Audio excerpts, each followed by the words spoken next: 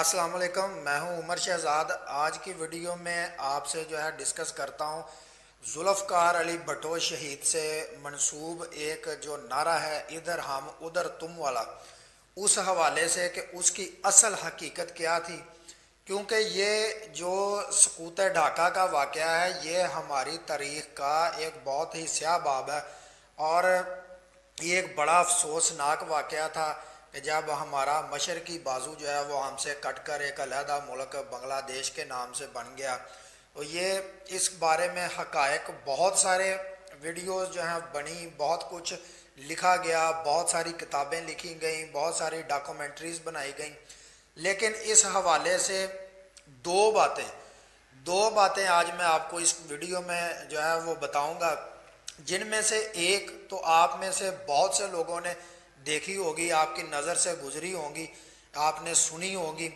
लेकिन एक बात ऐसी जो आप में से बहुत कम लोगों ने देखी होगी, सुनी होगी, वो मैं आपको इस वीडियो में दिखाऊंगा कि जिस शख्सियत से, जिस शख्स से ये नारा मंसूब किया जाता है, यानी पाकिस्तान के साबिक़ वज़ीर आज़म और साबिक़ सदर जुल्फ़कार अली भुट्टो से, उनका इस नारे के बारे में मौक़िफ़ क्या है, उनका मौक़िफ़ मैं आपको दिखाऊंगा। वो क्या कहते हैं कि इस नारे के बारे में कि उन्होंने ये नारा क्यों लगाया या इसकी हकीकत क्या है। क्योंकि हम उस वक़्त तक फ़ैसला नहीं कर सकते जब तक हम जिस शख्स से, और वो भी इतनी बड़ी शख्सियत जुल्फ़कार अली भुट्टो जैसा एक बैनुल अक़वामी लीडर, आलमी सतह का जो है वो सियासतदान, एक मोतबर, एक ज़ीरक सियासतदान, उसका जब तक हम इस मामले में, इस नारे के बैकग्राउंड में मौक़िफ़ नहीं सुनेंगे, नहीं देखेंगे, हम कोई फ़ैसला नहीं कर सकते। दूसरी बात, मैं इस वीडियो में सिर्फ इस नारे की हद तक रहूँगा, आपके साथ सिर्फ ये नारे की हद तक जो है वो डिस्कस करूँगा। क्योंकि अगर दूसरे सारा इशू जो है वो सकूत ढाका के तनाज़ुर में वो सारा अगर डिस्कस करने बैठ जाएँ तो ये वीडियो कई घंटों पर मुहित हो जाएगी। मेरा मकसद इतनी लंबी वीडियो बनाना नहीं है, लिहाजा मैं सिर्फ इस नारे की हद तक रहूँगा। उससे पहले मेरी आपसे गुजारिश है कि अगर आपने मेरा चैनल सब्सक्राइब नहीं किया तो इसे सब्सक्राइब कर लें, बेल आइकन को दबा लें ताकि आपको मेरी आने वाली वीडियोस जो हैं वो आसानी से मिलती रहें। तो मैं आपको ये जुल्फ़कार अली भुट्टो का मौक़िफ़ जो है वो सुनाने से पहले कुछ जो है वो दिखाता चलूँ। क्योंकि ये नारा जो है पाकिस्तान के एक बहुत ही सीनियर सहाफ़ी थे, अब्बास अतर मरहूम शाह जी के नाम से वो मशहूर थे और वो बहुत सीनियर सहाफ़ी थे। पाकिस्तान के कालम भी लिखते रहे हैं, प्रोग्राम भी करते रहे हैं। उन्होंने ये इधर हम उधर तुम वाली सुर्खी उन्होंने लगाई थी और वो अपने कालमों में और मुख्तलिफ अपने जो है वीडियो पैगामात में वो हर जगह बरमला ये कहते रहे कि ये जुल्फ़कार अली भुट्टो के अल्फाज नहीं थे। मैंने उनकी जो है तो वो अल्फाज को एक सुर्खी की शक्ल दे दी, एक करारेदार जो है वो सुर्खी मैंने अखबार में लगा दी।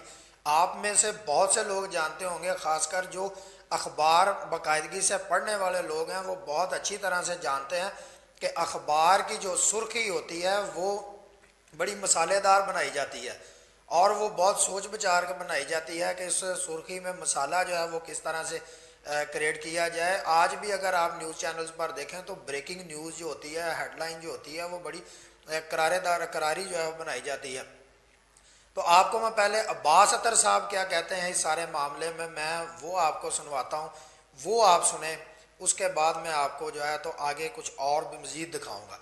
पहले आप ये सुन लें अब्बास अतर साहब क्या कह रहे हैं। अतर साहब, एक जो बात है मैं ये चाहता हूँ कि इस वक्त वो हिस्ट्री में आ जाए। बहुत सारे लोग, जाहिर है मुझे तो थोड़ा बहुत इसका पता है, लेकिन अगर आपकी जबानी एक्सप्लेन हो जाए तो ज्यादा बेहतर है कि जी भुट्टो साहब ने ईस्ट पाकिस्तान तोड़ा और उसमें जिक्र करते हैं उन्होंने कहा था इधर तुम उधर हम, यानी उधर तुम और इधर हम।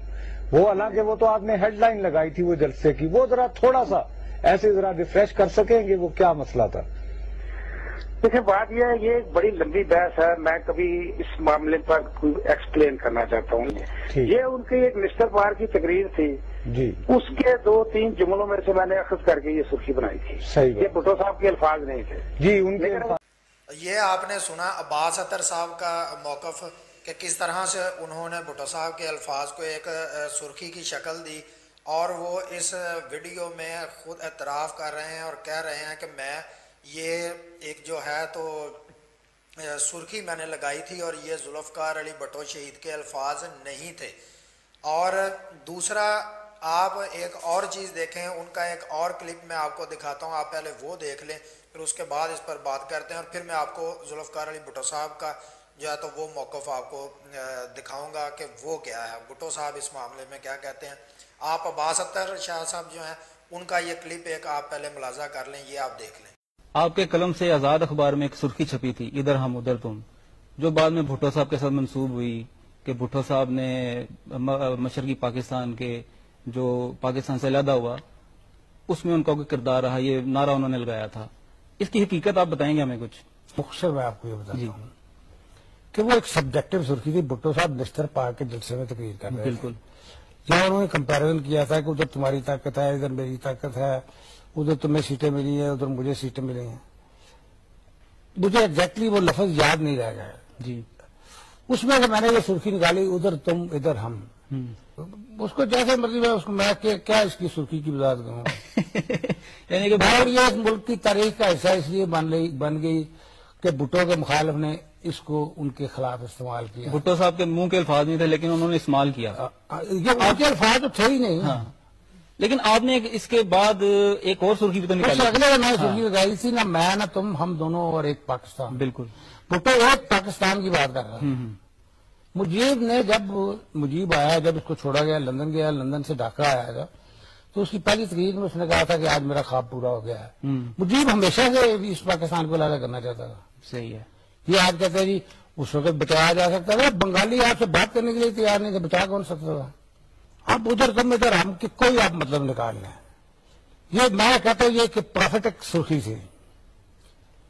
उधर मुजीब रहमान को फौज ने मार दिया, इधर भुट्टो को फौज ने मार दिया। सही। उधर मतलब ये दोनों टूटे, उधर वाले उधर रह गए, उनकी ताकत थी वो मुल्क बन गए, इधर वाले इधर रह गए।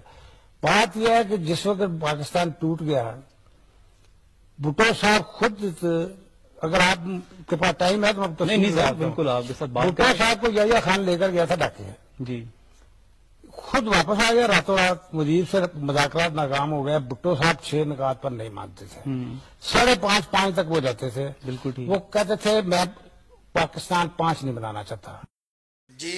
तो आपने अब्बास अख्तर शाह साहब का मौक़िफ़ इस क्लिप में भी सुना, और एक और बात आपने सुनी होगी जो मुजीबुर रहमान के हवाले से अब्बास अख्तर साहब कह रहे थे कि जब वो बांग्लादेश बन गया, उसे यहाँ से रिहा किया गया, तो वो लंदन गया, लंदन से वापसी पर उसने कहा कि मेरा आज ख्वाब पूरा हो गया।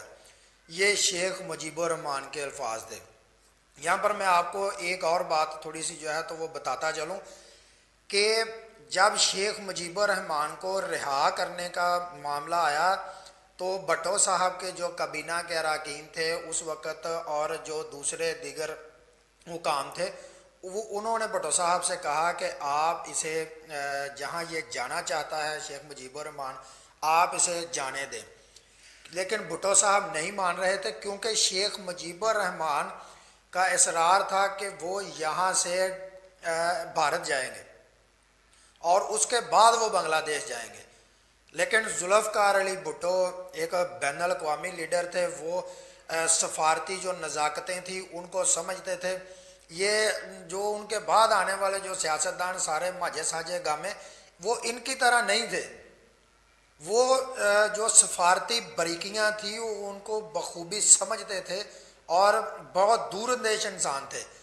जुल्फ़कार अली भुट्टो ने उनसे कहा, अपने जो उस वक़्त के हुकाम थे और जो वफाकी काबीना के अरकान थे उन सब हुकाम से भुट्टो साहब ने कहा कि अगर शेख मुजीब को यहाँ से ढाका भेज दिया जाता है सीधा, तो ये बांग्लादेश को तस्लीम करने के मुतरादिफ होगा, और अगर इसे यहाँ से भारत भेज दिया जाता है जहाँ का ये खुद कह रहा है कि मैं भारत जाना चाहता हूँ, तो अगर इसे यहाँ से सीधा भारत भेज दिया जाता है तो ये भारत से शिकस्त तस्लीम करने के मुतरादिफ होगा।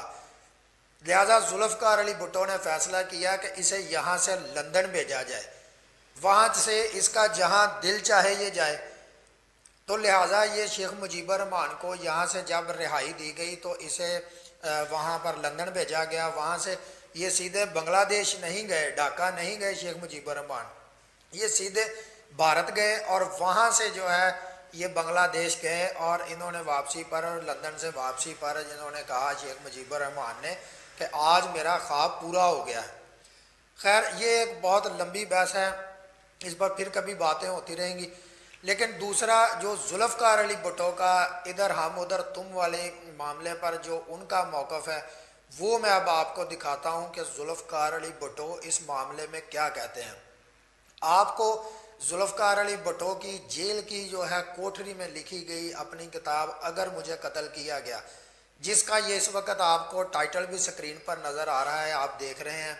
ये जुल्फ़कार अली भुट्टो ने काल कोठरी में, जेल की काल कोठरी में किताब अपनी लिखी थी और ये उन्होंने बड़े खुफिया तरीके से लिखी थी क्योंकि ये उनको वहाँ पर लिखने पढ़ने की जो है वो इजाज़त नहीं थी, सहूलत नहीं थी। उन्होंने ये भी एक बड़ी लंबी बहस है इस किताब के हवाले से भी। ये बड़े जोखम से जो है तो ये स्मगल होकर किताब फिर बाहर गई और ज़ियाउल हक़ के दौर में तो इस किताब की पाकिस्तान में अशात पर भी पाबंदी थी। अशात पर पाबंदी के साथ साथ आप इस किताब को फ़ोटो कापी की शक्ल में भी फ़ोटो स्टेट करवा कर भी जो है तो नहीं रख सकते थे, इतनी सख्त इस पर पाबंदियाँ थी।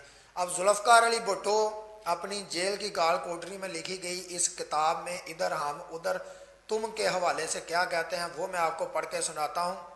ये जो किताब है भुट्टो साहब की, ये जो सियासत के तालिब इल्म है और जो सियासतदान है उनके लिए ये एक बहुत ही जो है तो अहम किताब है।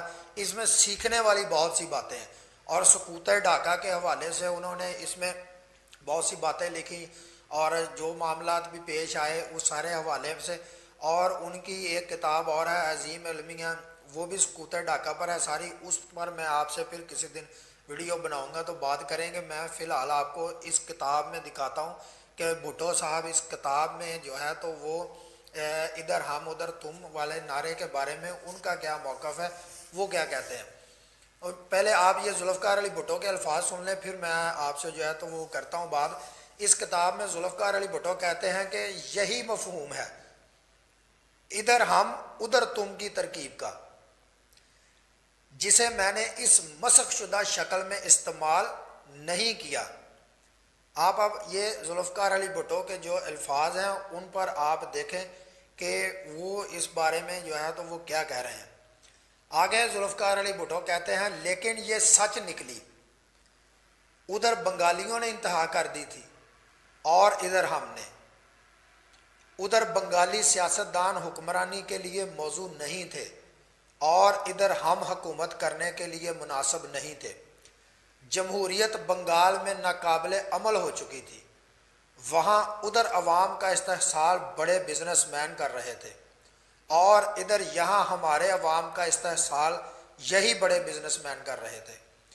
उधर वहाँ बंगालियों ने डंडा उठा लिया था और इधर हमने भी डंडा पकड़ लिया था।